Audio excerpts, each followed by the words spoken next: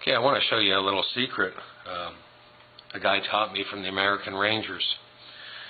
And he always said, you know, in a tactical situation, the sound of Velcro, you can hear it a mile away. And everybody knows that sound of Velcro. It's and, well, I'll show you. So here we have a Velcro pouch.